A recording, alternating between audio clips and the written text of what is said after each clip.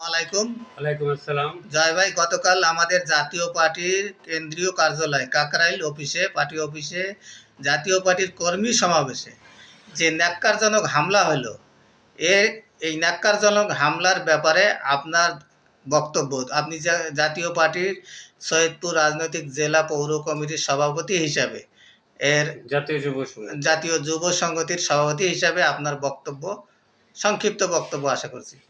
আসলে কালকের ঘটনার জন্য যে সমস্ত ঘটনা হয়েছে, কালকে আমাদের নেতাকর্মী অনেক আহত হয়েছে, অনেক ক্ষতিগ্রস্ত হয়েছে, অনেকের হাসপাতালে দেখছেন হাসপাতালে আছে।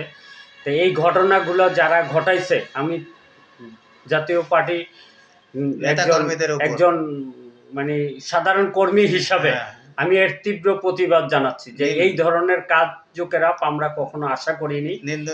নিন্দনীয় কাজ করছে, এইটা কখনো আমরা আশা করিনি। তা আগামীতে আমরা আশা করব যে এই আইন শৃঙ্খলা বাহিনীর যে সমস্ত ভাইরা দায়িত্বে আছেন, তারা অন্তর্পক্ষে নিজেদের দায়িত্ব মাঝে থেকে নিজেদের দায়িত্ব মনে করে আমাদের এই দলটার দিক একটু সুদৃষ্টি রাখবেন। এবং সরকারের কাছে তো অবশ্যই আমরা আশা করি যে আগামীতে এই জাতীয় পার্টির প্রতিটা কার্যকলাপ যেন জনগণের মাধ্যমে কাজ জাতীয় পার্টি করতে পারে এবং সুস্থভাবে করতে পারে এবং সুস্থভাবে করে জনগণের ম্যান্ডেট পাওয়ার নিয়ে যেন আগামীতে সরকার গঠন করতে পারে এবং সেই অধিকারটা যেন এই সরকার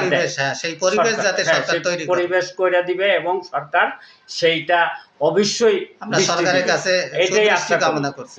এটাই আশা করি, আপনারও সুদৃষ্টি একটাই, আমরা সরকারের কাছে এটাই সুদৃষ্টি আশা করি যে প্রশাসনের দায়িত্বে যারা আছেন তাদের বিবেকের মাধ্যমে আপনারা জাতীয় পার্টির এই যে কালকের ন্যাক্কারজনক ঘটনাটা ঘটছে, এটার জন্য আগামীতে যেন না ঘটে, এর জন্য আপনাদের কাছে আমাদের অনুরোধ থাকবে, আমাদের নেতা কর্মীদেরকে এইভাবে হয়রানিমূলক কোনো কিছু করবেন না।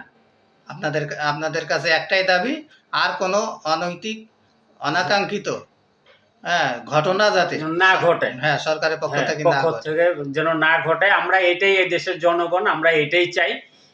জনগণ হিসাবে আমরা এটাই চাই যে বাংলাদেশে আগের মতো সেই কোনো মানে সরকার নাই, এখন গণতন্ত্রের সরকার আছে।